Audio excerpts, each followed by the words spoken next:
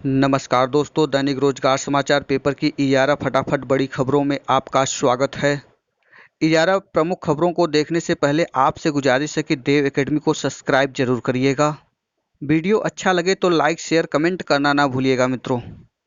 लोक सेवा आयोग की एलटी ग्रेड शिक्षक भर्ती के हिंदी और सामाजिक विज्ञान विषय के परिणाम को लेकर उतार चढ़ाव बना ही रहता है। वाराणसी एसटीएफ से पेपर लीक मामले की जांच के संबंध में पत्र और इस मामले में वांछित 2 अभियुक्तों की पिछले दिनों हुई गिरफ्तारी के बाद से प्रतियोगी खुश हैं। भरोसा जगा है कि दोनों विषयों का परिणाम जल्द घोषित हो जाएगा, लेकिन बुधवार को अभ्यर्थी मायूस हो गए। एलटी ग्रेड समर्थक मोर्चा के समर्थक विक्की खान का कहना है कि पुलिस अफसरों से बातचीत में आयोग के अफसरों ने पेपर लीक मामले में चार्जशीट दाखिल होने से पूर्व परिणाम घोषित करने से साफ मना कर दिया है। प्रतियोगी छात्रों से मिलने के संबंध में बताया कि कोरोना की वजह से आयोग अध्यक्ष इस समय किसी से मुलाकात नहीं कर रहे हैं।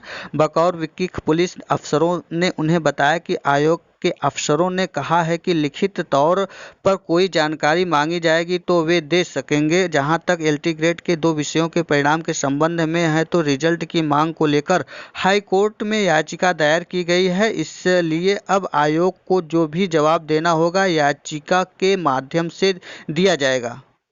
विशेष न्यायाधीश भ्रष्टाचार निवारण तिथि पुष्कर उपाध्याय की अदालत में यूपीपीएससी की एलटी ग्रेड परीक्षा के प्रश्न पत्र लीक के मामले में आरोपित प्रभुदयाल ने भी पुलिस के चकमा देकर बुधवार को कोर्ट में समर्पण कर दिया। अदालत ने उससे न्यायिक अभिरक्षा में लेकर जेल भेज दिया। पुलिस ने आरोपी के खिलाफ गैर जमानती वारंट व धारा 82 के तहत फरार घोषित करवाया था। एसएसपी की ओर से उस पर 15,000 रुपये का इनाम भी घोषित किया गया था। बुधवार को दोपहर में आरोपित ने अपने अधिवक्ता मुन्ना लाल यादव के जरिए कोर्ट में आत्मसमर्पण किया। उसने अपने अधिवक्ता के जरिए कोर्ट में दिए गए आवेदन में कहा कि आरोपी को चोलापुर पुलिस प्रश्न पत्र लीक मामले में तलाश रही है। गाजीपुर के सुहवल स्थित उसके घर पर पुलिस लगातार दबिश दे रही है। ऐसे में उसे न्यायिक अभिरक्षा में लिया जाए। अदालत ने आरोपित को 14 दिन की न्यायिक प्रतिरक्षा में लेकर जेल भेज दिया। इस मामले में आयोग की परीक्षा नियंत्रक अंजू कटियार को प्रयागराज से एसटीएफ ने गिरफ्तार कर जेल भेज दिया था। सोमवार को चंदौली निवासी आरोपित ने किया था सरेंडर। वाराणसी प्रश्न पत्र लीक मामले में आरोपित चंदौली के मुगलसराय थाना क्षेत्र के विनोद कुमार शर्मा ने सोमवार को कोर्ट में समर्पण किया था। इसके बाद भी पुलिस अलर्ट नहीं हुई और एक दिन बाद बुधवार को दूसरे आरोपी ने कोर्ट में समर्पण कर दिया। 69,000 सहायक शिक्षक भर्ती का खुलासा करने वाले पूर्व एसएसवी सत्यार्थ अनिरुद्ध पंकज का तबादला हो चुका है, लेकिन इस केस की जांच धीमी नहीं हुई है। एसटीएफ ने नकल माफिया पर शिकंजा कसने के लिए अब उनका गैर जमानती वारंट लेने की तैयारी में है। वारंट मिलने के बाद आरोपियों की धरपकड़ करने में एसटीएफ आसानी होगी और फरार आरोपियों के वारंट मिलते ही इन पर इनाम भी घोषित कर दिया जाएगा। प्रयागराज के पूर्व एसएसवी सत्यार्थ अनिरुद्ध पंकज 69,000 सहायक शिक्षक भर्ती का खुलासा करने के साथ ही डॉक्टर कृष्णलाल पटेल समेत 11 आरोपियों को जेल भेज दिया था। इसके बाद इस केस की विवेचना एसटीएफ को ट्रांसफर कर दी गई। जांच मिलने के बाद एसटीएफ ने इस केस में वांछित स्कूल प्रबंधक चंद्रमा यादव, वसूली एजेंट मायावती दुबे और एजेंट दुर्गेश समेत अन्य की तलाश में ताबड़तोड़ दबिश दी गई। धूमनगंज, कौशाम्बी, प्रतापगढ़ और भदोही जिले में इसकी तलाश में एसटीएफ गई, लेकिन कोई भी आरोपी अभी तक पकड़ा नहीं गया है। ऐसे में इनके खिलाफ विधिक कार्रवाई भी शुरू कर दी गई है। सहायक शिक्षक के 69,000 पदों भर्ती मामले में हाई कोर्ट की लखनऊ बेंच ने महिलाओं के लिए 20% शैक्षिक आरक्षण के मुद्दे पर राज्य सरकार के जवाब मांगा है। न्यायालय ने सरकार को 2 सप्ताह का समय दिया है, जिसके बाद के 1 सप्ताह में याची पक्ष को प्रत्युक्त दाखिल करना होगा। यह आदेश न्यायमूर्ति मनीष कुमार की एकल सदस्यीय पीठ ने मीना कुशवाहा व अन्य की ओर से दाखिल याचिका पर पारित किया।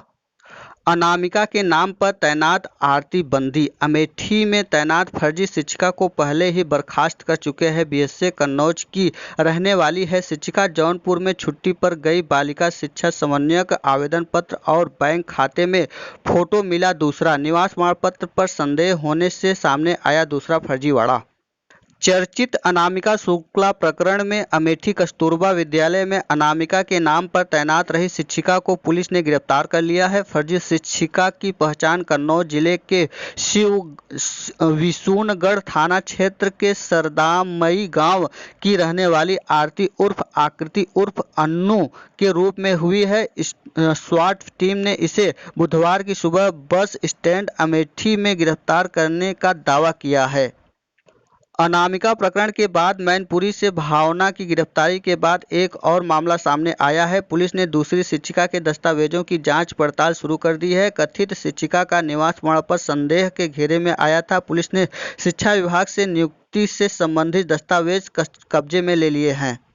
सीएपीएफ दिल्ली पुलिस ने एसआई की भर्ती शुरू कर दी है। 2020 भर्ती के लिए शुरू हो गया है ऑनलाइन आवेदन। लॉकडाउन के कारण 2 माह तक टल गई थी भर्ती प्रक्रिया। जारी हुआ नोटिफिकेशन 16 तक लिए जाएंगे आवेदन। कर्मचारी चयन आयोग ने central armed police force CAPF तथा दिल्ली पुलिस में सब इंस्पेक्टर के रिक्त पदों का चयन की प्रक्रिया बुधवार को शुरू कर दिया गया है। वर्ष 2020 की भर्ती के लिए बुधवार को नोटिफिकेशन जारी होने के साथ ही ऑनलाइन आवेदन शुरू हो गए हैं। आवेदन 16 जुलाई तक लिए जाएंगे। इस भर्ती की प्रक्रिया 17 अप्रैल से शुरू होनी थी, लेकिन लॉकडाउन की वजह से प्रक्रिया 2 महीने की देरी से शुरू हो रही है।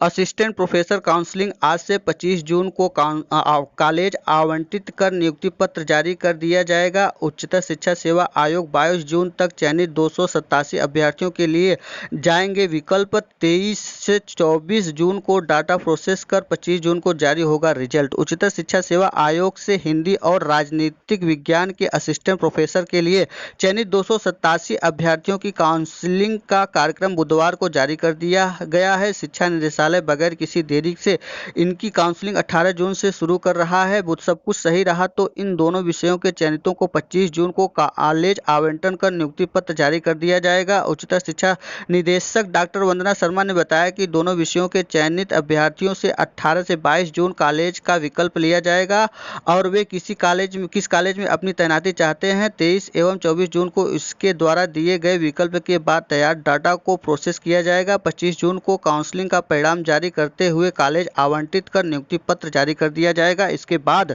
यह अभ्यर्थी संबंधित कॉलेज में जाकर कार्यभार ग्रहण कर सकेंगे। निदेशक डॉक्टर शर्मा ने बताया कि काउंसलिंग के संबंध में विस्तृत निर्देश ऑनलाइन काउंसलिंग की वेबसाइट पर अपलोड कर दिया गया है। बता दें कि आयोग की विज्ञापन संख्या 47 के तहत प्रदेश के सहायकता प्राप्त डिग्री कॉलेजों में रिक्त हिंदी के असिस्टेंट प्रोफेसर के 166 तथा राजनीतिक विज्ञान के असिस्टेंट प्रोफेसर के 121 पदों के लिए चयन किया गया है। चयनितों की काउंसलिंग मार्च में होनी थी, लेकिन कोरोना वायरस की संक्रमण रोकने के लिए हुए लॉकडाउन के कारण काउंसलिंग रोक दी गई थी। 20 अप्रैल से उच्च शिक्षा निदेशालय खुला तो निदेशक डॉक्टर शर्मा ने दोनों विषयों का डाटा फिट करवाया, लेकिन इसी बीच ट्राई ने मोबाइल ओटीपी को लेकर कुछ नए निर्देश भी जारी कर दिए थे।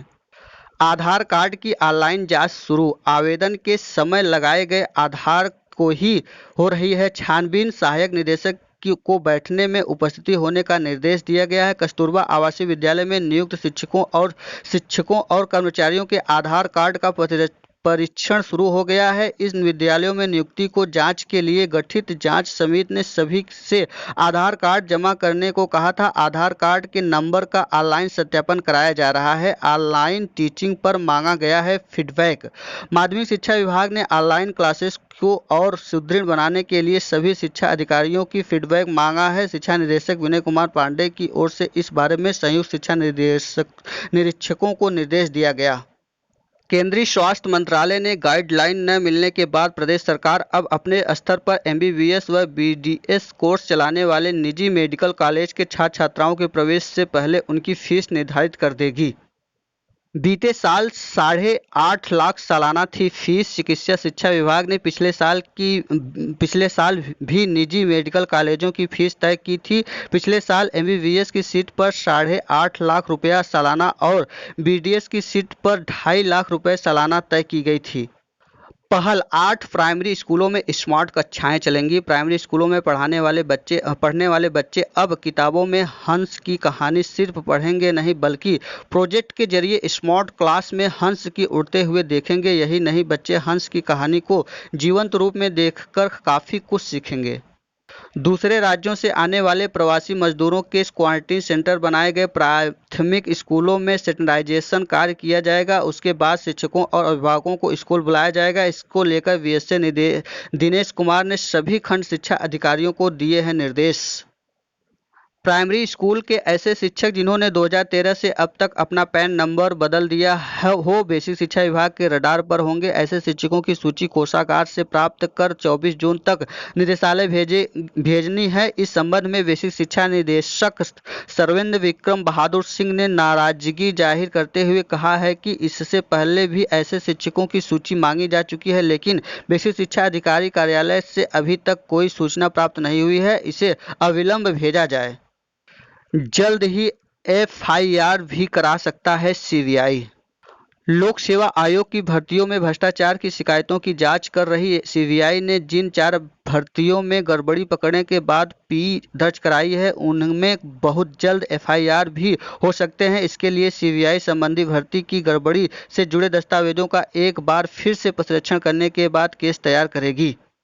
मुख्यमंत्री योगी आदित्यनाथ द्वारा शिक्षकों के प्रमाण पत्रों की जांच की घोषणा के बाद बेसिक शिक्षा विभाग ने जिला स्तर पर समिति में बेसिक शिक्षा अधिकारियों को शामिल करते हुए सत्यापन के आदेश दिए हैं। अपर मुख्य सचिव रेणुका कुमार ने 2018 में जारी आदेश में संशोधन करते हुए मंडलीय शिक्षा निदेशक की जगह बेसिक शिक्षा अधिकारी को समिति का सदस्य सचिव बनाया है और जल्द ही जाँच पूरी कर रिपोर्ट भेजने के आदेश दिए हैं। विद्यापीठ में तय नहीं हो पा रही परीक्षा की तिथि 4 बार बढ़ाई जा चुकी है। फॉर्म जमा करने की डेट, छात्र परेशान। बची हुई परीक्षाओं को लेकर भी छात्रों में ऊहापोह। विश्वविद्यालय की हेल्पलाइन पर छात्रों के सर्वाधिक काल 75,000 छात्र शामिल होते हैं विश्वविद्यालय की सेमेस्टर परीक्षा में। पिछड़े वर्ग के बेरोजगार युवक युवतियों के लिए संचालित ओ लेवल एवं सीसी कंप्यूटर प्रतिरक्षण योजना के तहत 20 से 26 जून तक आवेदन होगा। आवेदन पिछड़ा वर्ग कल्याण विभाग की वेबसाइट पर दिए गए लिंक के माध्यम से निर्धारित प्रारूप पर ऑनलाइन होगा। जिला पिछड़ा वर्ग कल्याण अधिकारी ने बताया कि 27 जून से 6 जुलाई तक जनपद की संस्थानों का स्थलीय निरीक्षण करने के बाद 20 जुलाई तक संस्थानों का चयन किया जाएगा। 21 जुलाई से 5 अगस्त तक अन्य पिछड़ा वर्ग के इच्छुक प्रशिक्षुओं द्वारा ओ लेवल एवं CCC कंप्यूटर प्रशिक्षण के लिए तैयारी की जाएगी।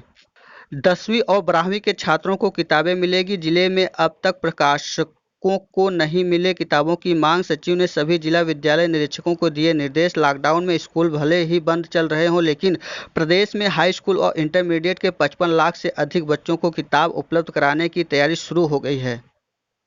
ये था आज का दैनिक रोजगार समाचार पेपर की इजारा फटाफट बड़ी खबरें। वीडियो अच्छा लगा हो तो देव एकेडमी को सब्सक्राइब, लाइक, शेयर, कमेंट करना ना भूलिएगा दोस्तों।